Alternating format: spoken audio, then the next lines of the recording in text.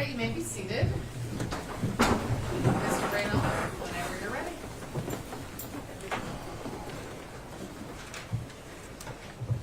Ladies and gentlemen of the jury,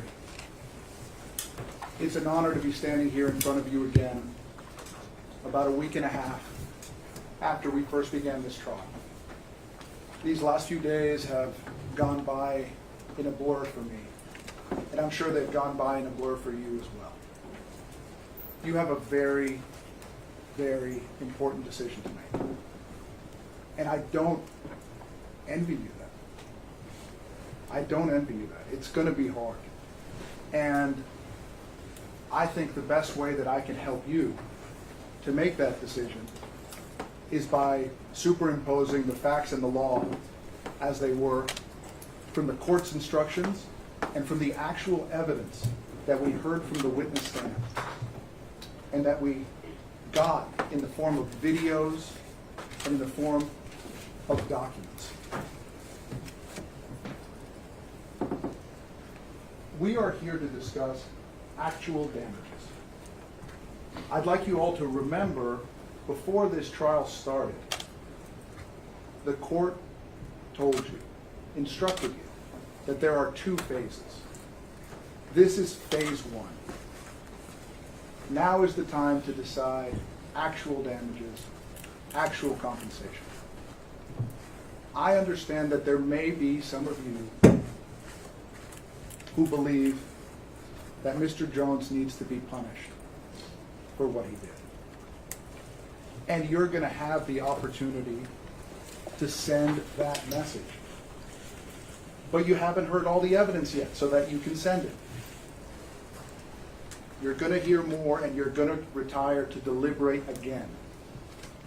And I'm going to have the opportunity to address you again. And there's so much I heard during Mr. Farah's argument that is all about punishment. I'm going to talk to you guys about punishment when the time comes. But today, right now, I want to talk to you about actual damages. And actual damages require actual evidence. Not what you wish the evidence was or you hope the evidence had been. Now's the time when you can actually hold us to our word. I said during our opening statement, a lawyer's opening statement is not like a politician's speech. You get to hold us to our burden. Hold them to their burden. They brought this case. They need to prove it.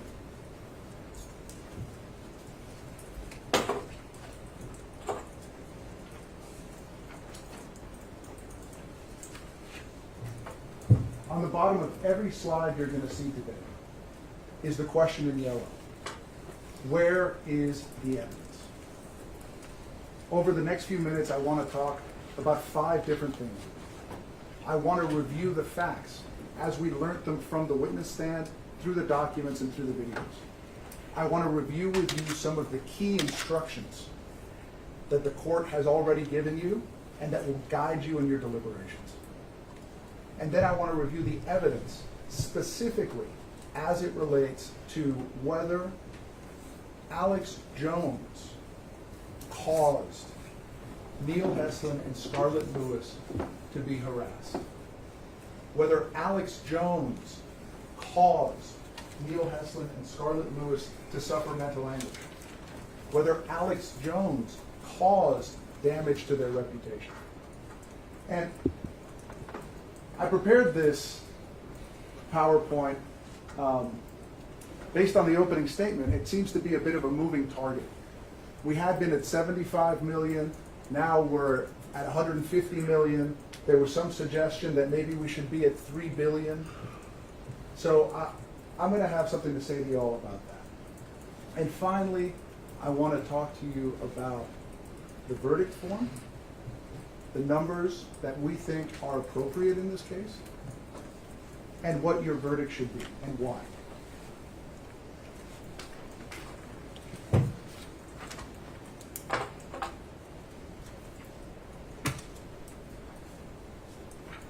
Let's talk about the facts. What is it that are the facts beyond change?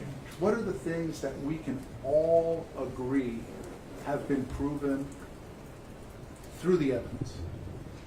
We can all agree that on December 14th, 2012, Adam Lanza shot his way into an elementary school in Sandy Hook, Connecticut, and murdered 20 children and 6 educators. We can all agree that that very day, 2 groups of people became intensely interested in what had happened. On the one hand, you had politicians and the mainstream media. They descended on Sandy Hook like vultures, trying to get a story and trying to push a message. I talked to Mr. Heslin about that, about whether death and murder should be private events. It's sad that we live in a country like that. But we do. And that is the price we pay in some ways for transparency. They came and they reported irresponsibly. And a lot of the things that they reported turned out to be incorrect. And a lot of the things that they reported fed into a conspiracy narrative that was driven by people who were known as the truthers. People who'd been active since the Kennedy assassination, who'd gotten online after September 11th, who included people like Wolfgang Halbig, Steve Pieczenik, James Fetzer, Dr. James Tracy, and hundreds or thousands of others that organized around Facebook and YouTube and other areas. Detective Jewis testified about it. Where was Alex Jones when that happened? He was 1,500 miles away in Austin, Texas, and he was just as shocked as everyone else. I have endeavored every chance I could to play for you unedited, complete video. You all watched Alex on the first day. You watched that 51 minutes and you heard. I don't need to tell you. I don't need to remind you. You watched it. It's in evidence. I don't need to reframe it. I don't need to turn it into a video clip. It is there. So what do we know? We know that there was intense public interest and public scrutiny. We know that Alex has a talk show where he invites guests, where he takes callers. And we know that he reported on what had happened at Sandy Hook. And Alex doesn't trust the government. He doesn't trust the official narrative. You know, we heard during closing argument that Alex had said from the witness stand that the FBI killed the children. Y'all were here. He said that the New York Times had reported that an FBI agent interviewed Adam Lanza 4 years before the murders.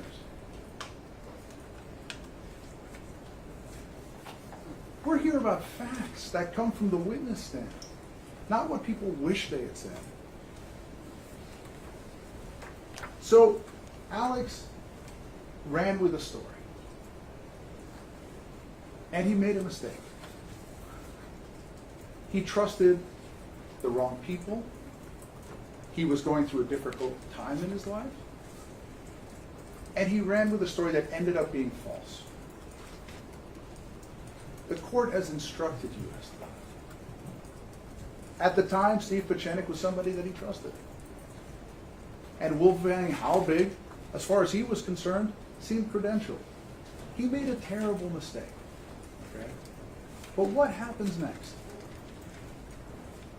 That mistake was weaponized by the same political forces that had descended upon Sandy Hook.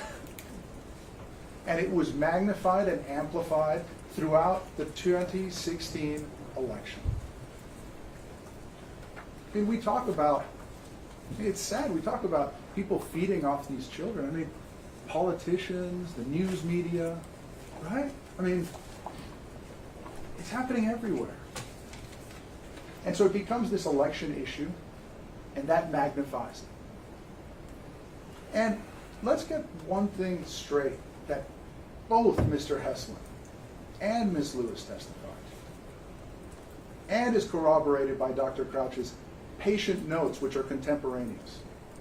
Before 2018, neither Scarlett Lewis nor Neil Heslin had ever watched a single Alex Jones broadcast. They hadn't. So Megyn Kelly is running her hit piece. And we didn't get from the evidence why Neil reached out to her or how that process worked. It's just a gap in the evidence. Because you all need to base your verdict on the evidence. So I don't know.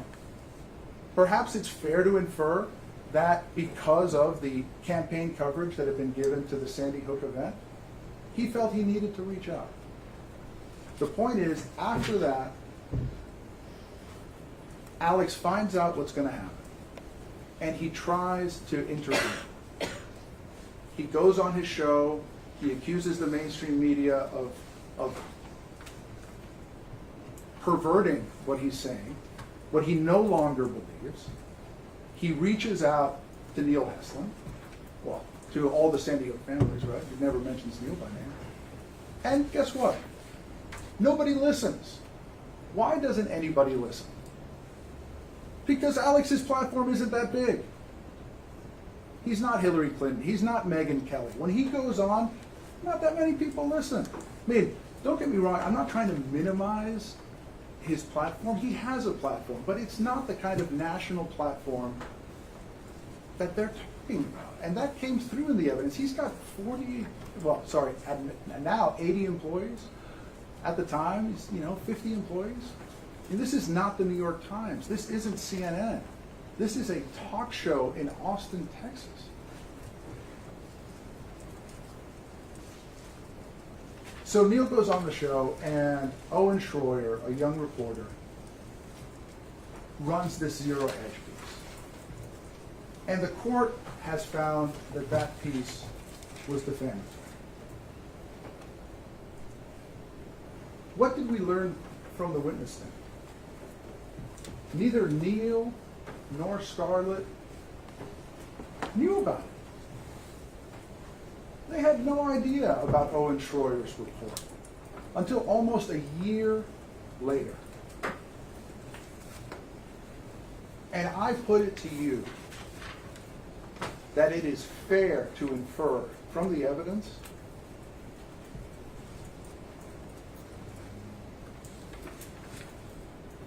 that someone, something, weaponized Neil and Scarlett's grief and convinced them that Alex Jones was responsible. I asked them both on the stand, did you review the videos? No. And I'm not saying that they should, right? But I asked them, how did you come to this conclusion that Alex Jones is the root of all that is wrong with your life? And the only answer they had is that that's what I've heard. That's what I'm convinced of. You all sitting here have the chance to actually examine that. And that's what actual damages are about, right?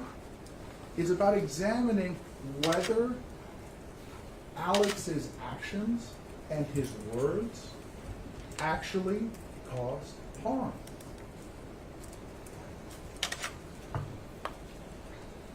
The most important evidence in the case are the videos.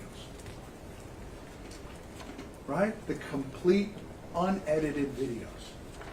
They are a contemporaneous record of everything that Alex said. The plaintiffs have excellent lawyers, and they've spared no expense. They chose the case that they wanted to put on. And the case that they wanted to put on did not have 27 hours of video.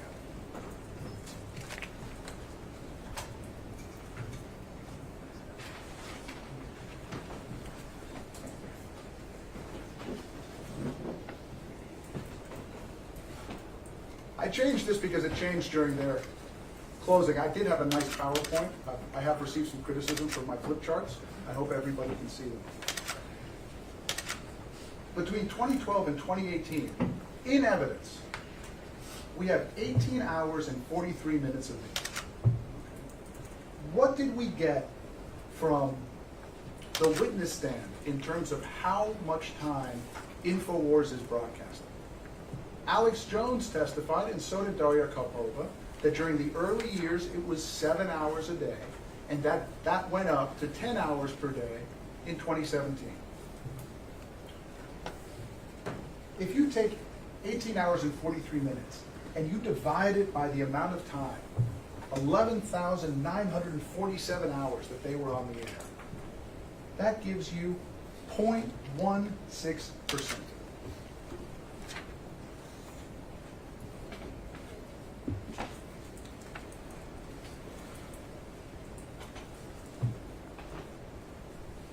I propose to you, we've spent more time talking about Sandy Hook during this trial than Alex Jones or his organization spent in 6 years talking about it.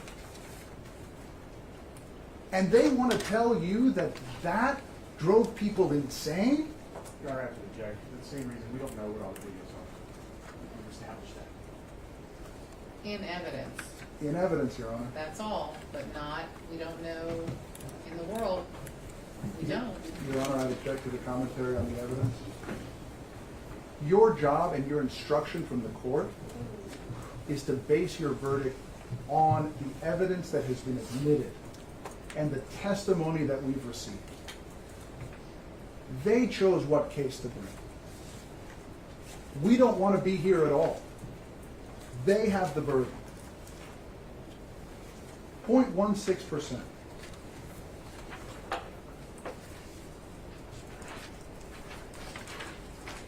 And not only that, as we know,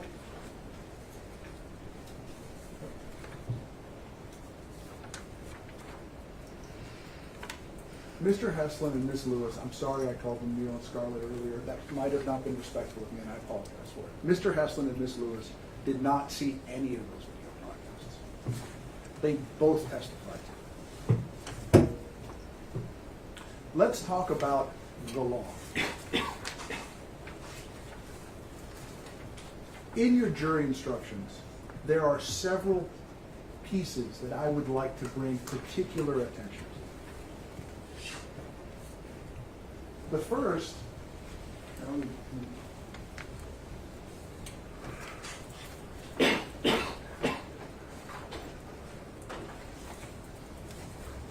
this was something we talked about during voir dire. Do not let bias, prejudice, or sympathy play any part in your decision. I put it to you that most of the presentation we've had thus far has been about bias and prejudice and sympathy. We entered this courtroom already having lost. That's why we're here just about damages. Yet that is what we hear the least about in this courtroom. Why is that? Because Mr. Heslin and Ms. Lewis are tremendously sympathetic people. They are.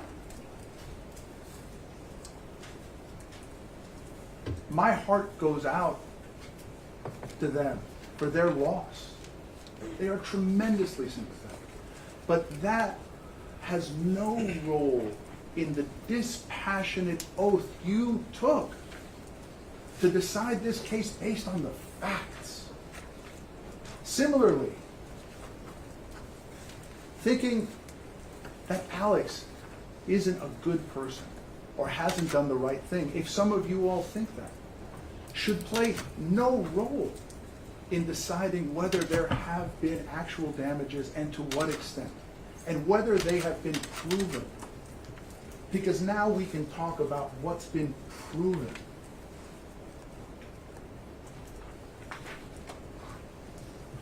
It's on the second page of your jury instructions.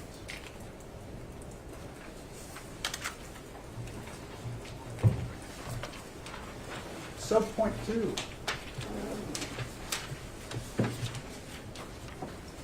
Base your answers only on the evidence admitted in court and on the law in these instructions.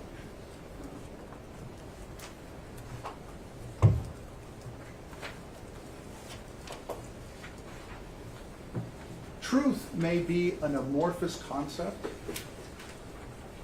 outside this room. But in this room, truth comes from evidence, actual evidence that's been admitted.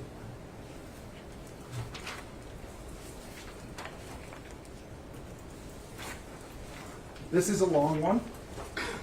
Proximate cause. You'll see it on every one, starting on page 5, each one of the questions.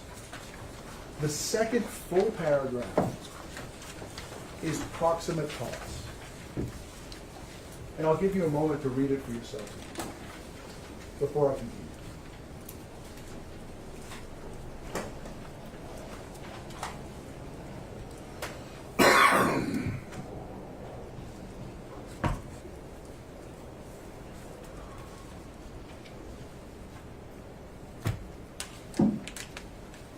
There are two aspects of proximate cause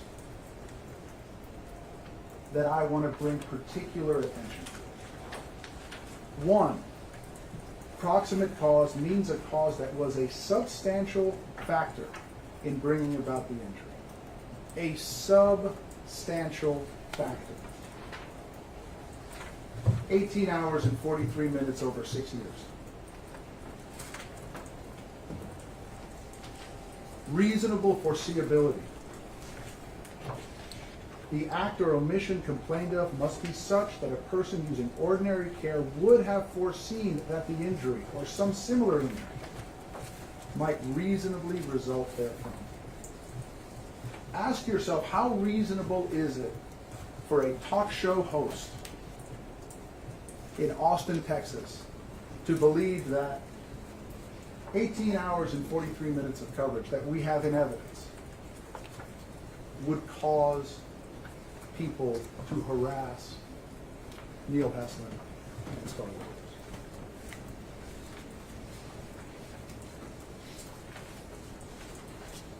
Pre-existing condition. We all know what that is. It's the horrific death of their child. I can't imagine the pain and suffering and anguish that comes from it. Dr. Crouch testified that it's not something you ever get over. I think he's absolutely right.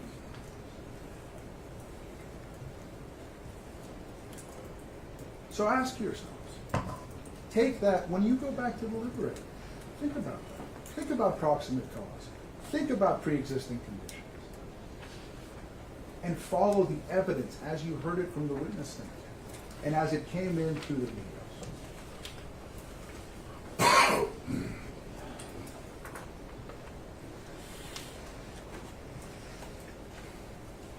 Let's talk about the evidence.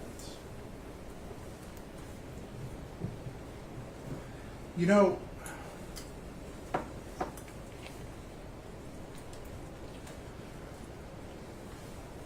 this can be a stressful profession.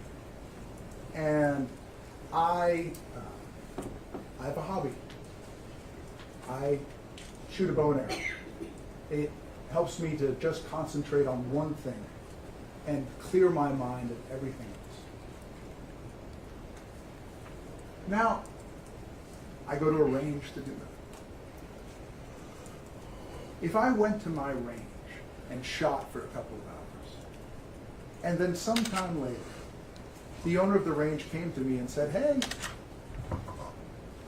there's been some damage to the range, and we think you did it. I'd say, well, how do you know? They say, no. We think you did it because you shot a lot of arrows. And I'd say, well, did you look at the arrow? Did you examine it? Well, no. And I say, okay, well, was anybody else out there shooting at the same time? I say, no, we don't care. You were out there. And then finally I say, well, you haven't looked at the arrows. You haven't looked at if anybody else was out there.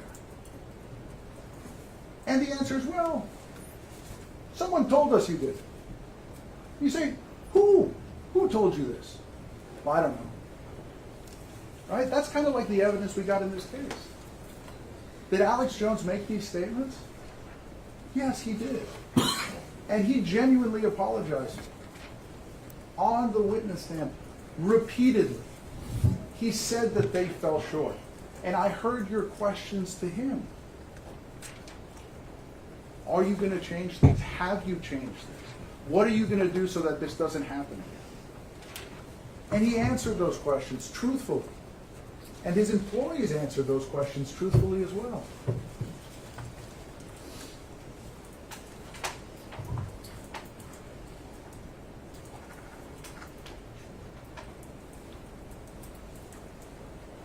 Corroboration. I spent a lot of time with Dr. Lubit talking about corroboration. Hey, Dr. Lubit, you're saying all these things. Did you take any steps to corroborate them? Did you interview the neighbors? Did you ask for a police report? Did you do anything at all to substantiate that these things had happened? No. And one of you asked him, if I remember correctly, hey, Dr. Lubit, words to this effect, hey, Dr. Lubit, if media organizations should substantiate their sources, why shouldn't forensic psychiatrists? And he just said, well, that's different. That's different. If the lawyers don't prove it, then you can throw out my entire opinion. Huh? Where's the evidence? Where's the evidence? Again, look to Dr. Crouch. First mention of Alex Jones, 2018. And he said he had nothing before that. I put to you, use your recollection, Dr. Crouch was handed an affidavit and asked to testify. His notes, his contemporaneous interviews, did not reflect this pattern of harassment that has been discussed. Again, where is the evidence? Also, go back to the number of hours. You'll have the exhibit. Look at how many broadcasts were made in 2012, in 2013. Scarlett Lewis testified that when she was at the wake for her son, she heard somebody talking about a conspiracy. You know that Alex Jones wasn't saying that the children hadn't died. Wolfgang Halbig, he actually is the only person we can say definitively ever did anything to Scarlett Lewis and Neil Hess. We've got 2 emails from him.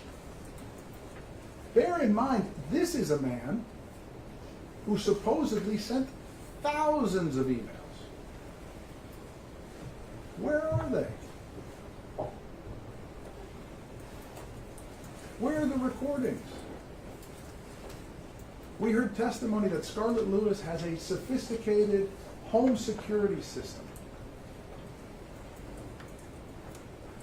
That's all we heard about. We didn't get any records. We didn't get any video. This case has been pending since 2018.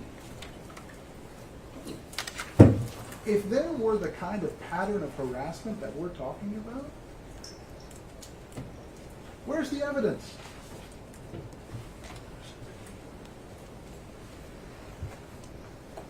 And critically important also is the fact that the evidence shows that Alex Jones never said Scarlett Lewis's name. And Owen Schroyer said Neil Hesslin's name for the first time in 2017. They never published their addresses. Never even thought about it, really. There's no evidence. And there again, we're speculating, if people were approaching them, which there's no evidence, where did they get that from? You have the videos to watch that the plaintiffs put in evidence. Is that more consistent with Alex Jones having directed some kind of harassment? Or with people like Wolfgang Halbig, who are mentally ill, obsessed, acting on their own?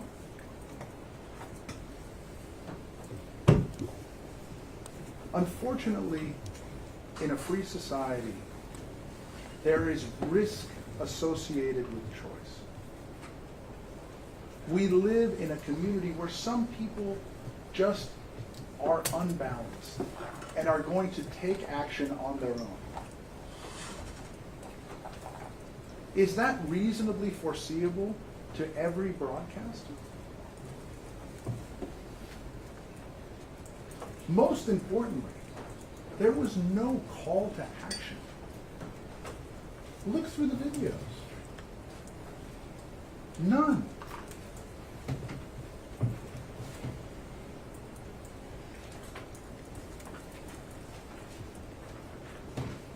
Mental anguish.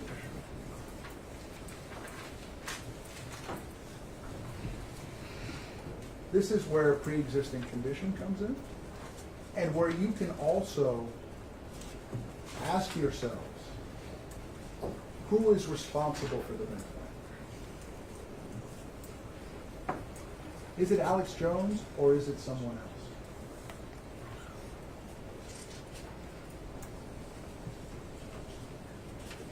Follow your oath. It's not going to be popular. But zero evidence equals minimal damages.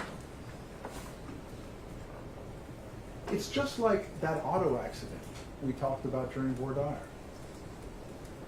You have the auto accident, somebody gets hurt. We talked about this. They say, hey, you break it, you buy it. Right?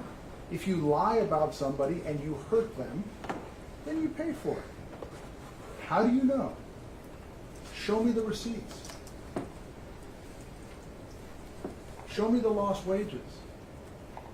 Show me the healthcare costs. Show me the costs associated with therapy. Who asked those questions in this court? I did. That is evidence for you. And it came from our side. Because we're interested in truth.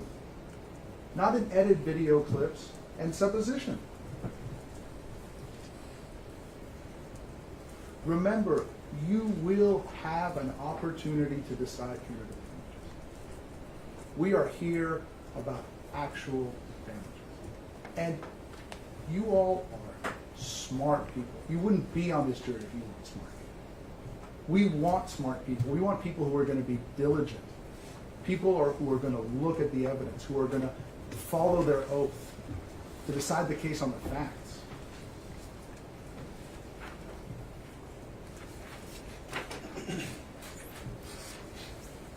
Damage to reputation. Again,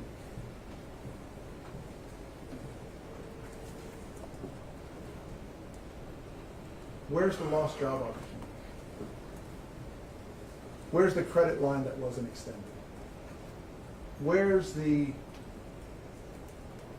social organization that was denied him membership? We had no evidence to corroborate that anyone thinks less of Neil Heston in his community. Zero evidence equals minimal damage.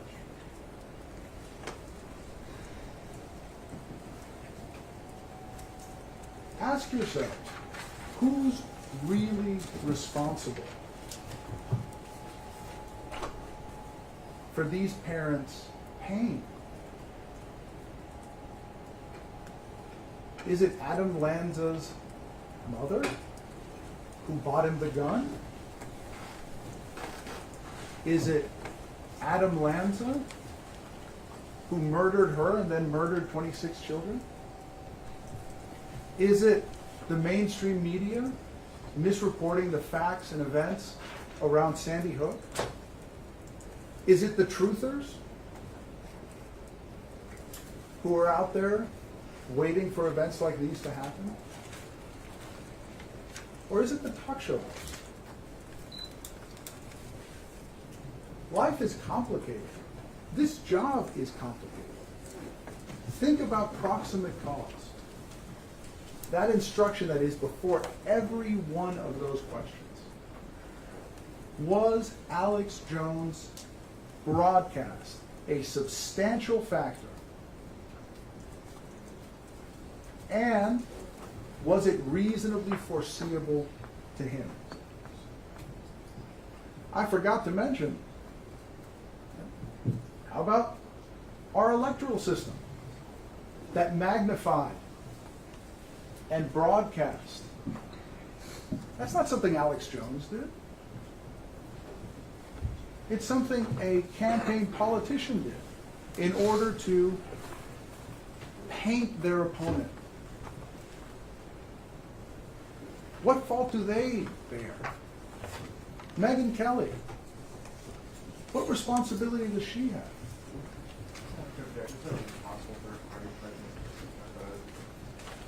Sustain.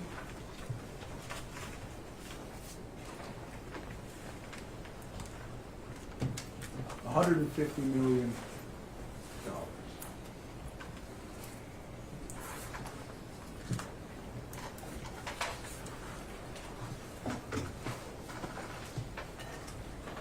It's their job to ask for a lot of money. It's your job to decide the case based on the evidence. There's a concept called anchoring. And the idea of anchoring is that if you say a really, really big number, people are going to work off it. So if you say $150 million, and then you guys go back and you say, oh man, I don't think they proved it. I don't think they proved it. So why don't we give them 10% and award $15 million? That's not how this process works. They have the burden of proof. They start from zero and they work their way up from there. And it's very creative. I mean, they're for the 24%. They brought in Becca Lewis, who's working on her PhD. They brought in a grad student who read selected excerpts from other people's publications and then cited a study that if she'd taken the time to Google it, I asked her about this. If she'd taken the time to Google it, she would have found out that it's widely discredited. She admitted that there was an article by The Atlantic. There's no evidence of widely discredited. Okay, let's just move on. I mean, it's the same, but let's Ask yourselves, is that number reasonable? I mean, there's 12 of you. Do 3 of you think Sandy Hook never happened?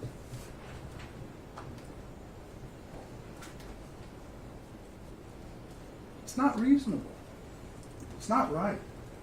And think about what $150 million represents.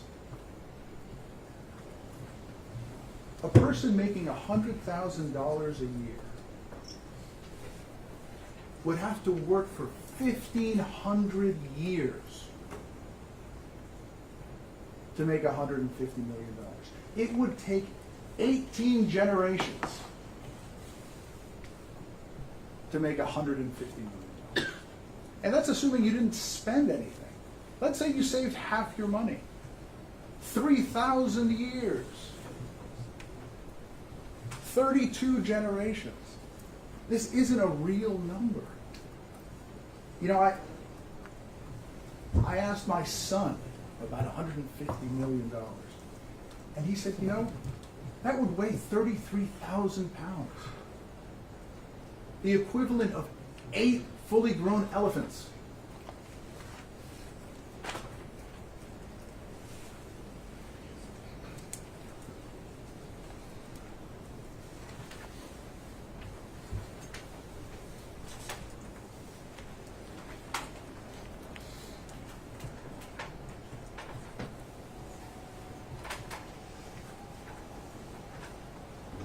This is a hard part of my presentation.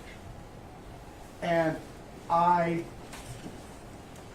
took a long time thinking about this. And I went back and forth in my mind as to whether I would say these words and show you what I'm about to show you. And ultimately, the reason I'm going to is because I believe in the process. I am committed to what we're doing right here. To 12 individuals, members of the community, deciding a case based on the evidence and holding people to their burden of proof. Question 1. Defamation. What amount of money, if paid now in cash, would compensate Neil Heslin for the damages that were proximately caused by Alex Jones? You see, you got 2 dates up there, June 26, 2017 and July 20th, 2017. Those are the dates of the defamatory publication. Have we even seen the July 20th, 2017 one?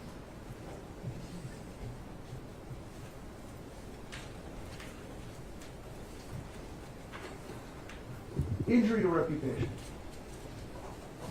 that he sustained in the past. He didn't even see Alex Jones's show until 2018.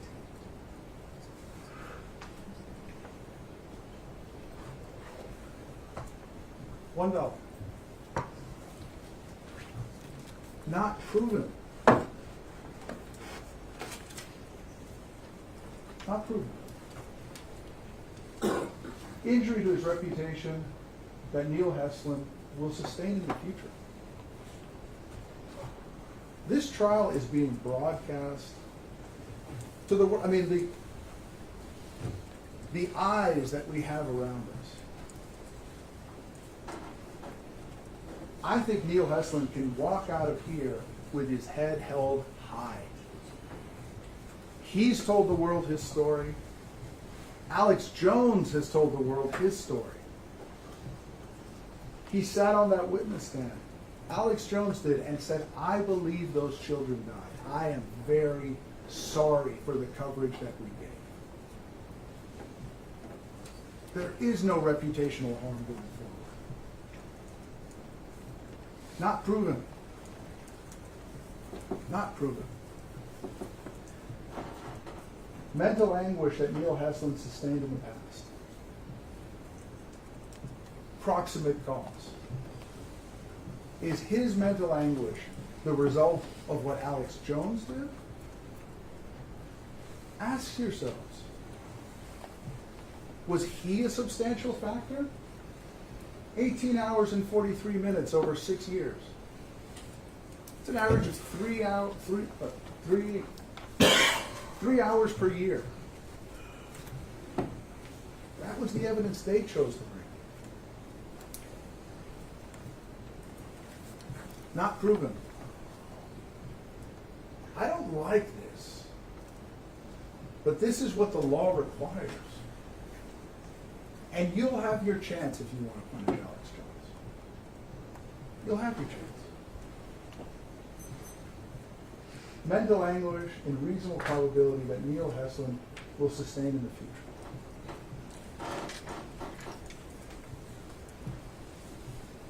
I hope to God that this process has been good. I hope to God that you've gotten some level of closure. I really do.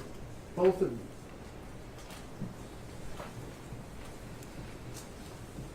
What's been proven?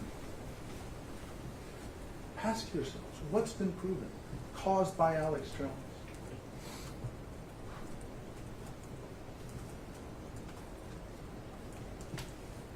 You need actual evidence.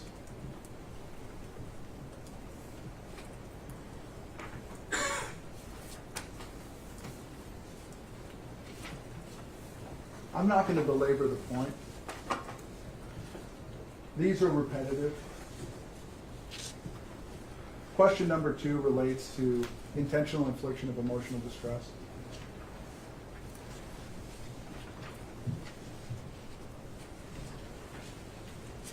From 2013 to 2018.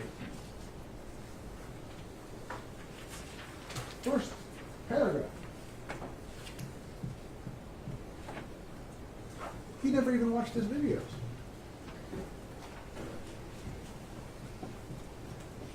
That was the evidence we had from the witness chair. How can we say that Alex Jones caused more than minimal damage when Mr. Heslin didn't even see his broadcast? We don't have a single, I mean, there was a, I actually wrote this down.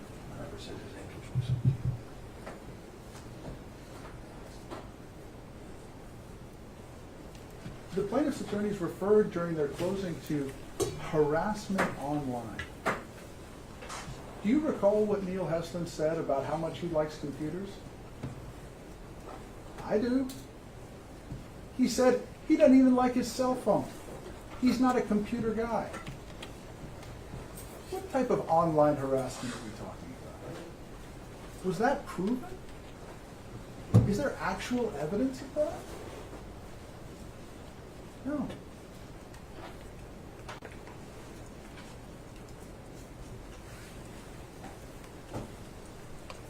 How about in the future?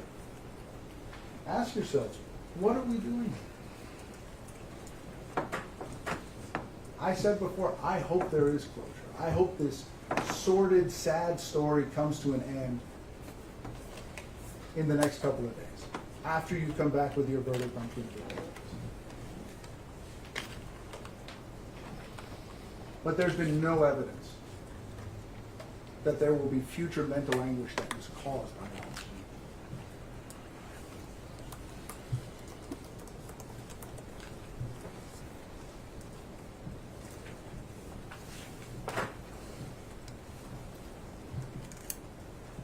Mr. Heslin is clearly very, very upset. And I think that is genuine. But that is not what you base a verdict on. That he is upset is step one. You need to be sure that this man caused it.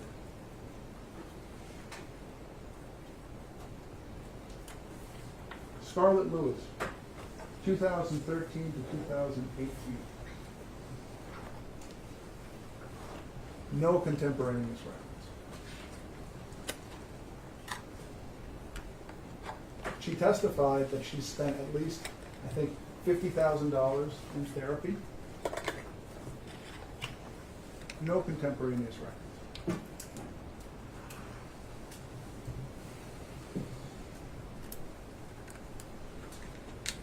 For 4 years that this litigation was pending, that there is every incentive to preserve everything. And we have an email from Wolfgang Halbig. I think overall we had 2 emails. I think there was one from 2015 that somehow made its way into InfoWars possession through one of those email notes. 2019, one email. They admitted it separately. They put 2 different exhibit stickers on it, but remember when I asked about it, it was an attachment to a single email. Not proven.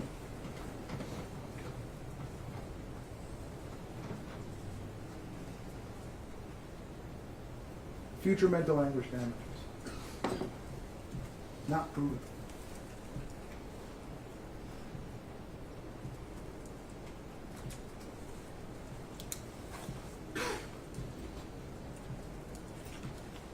I understand these numbers are different. I understand your job is hard. And maybe I would even understand if you said, you know what, we feel like we should give them some money for mental health treatment so that they can continue. I don't think it's supported by the evidence, but I can see that.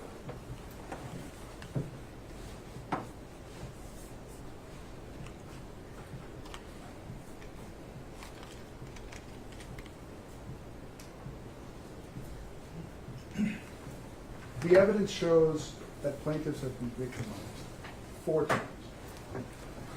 By Adam Lanza, by politicians and members of the mainstream media, by the truthers, and by those people who took their grief and weaponized it. And I'm profoundly sorry for that. I think it is a sad reflection on the state of our nation.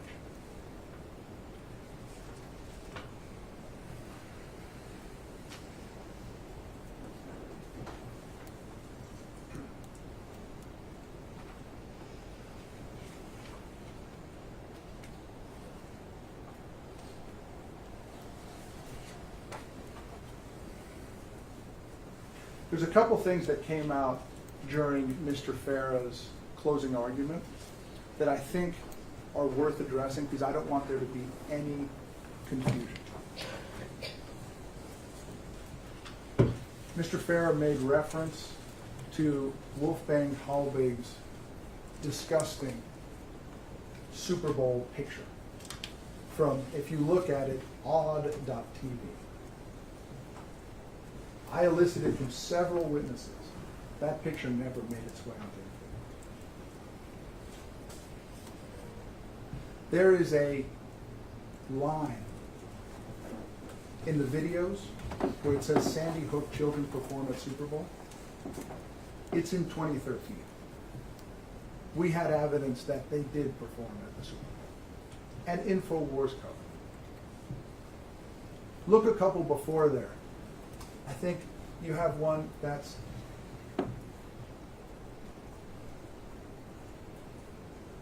Sandy Hook survivor remembers fallen hero. Again, they got to pick the evidence they brought in here. They picked the worst things they could find. And if you take their video clips and add them together, it's not 18 hours and 43 minutes. It's 90 minutes. 90 minutes over 6 years, they say, caused all this harm.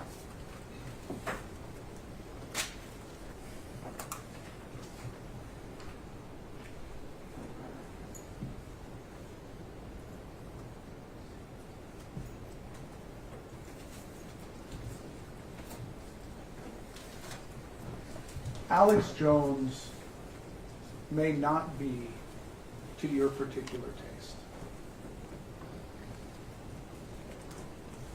but millions of Americans tune in to be informed, to be entertained, to have their voices heard. Verdict. The word verdict, it comes from the Latin. Verdict. To speak the truth. Speak the truth in your verdict, because you're deciding for them and for all Americans. Do you want to choose what you get to watch and listen to? Or do you want a plaintiff's attorney to decide for you? Sustained.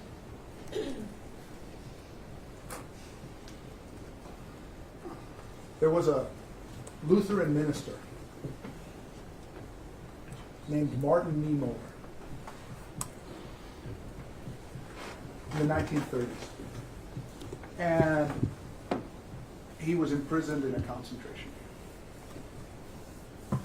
And when he got out, he reflected on the fact that he had stood quiet. And he said, first they came for the communists. And I said, I'm not a communist, and didn't do anything.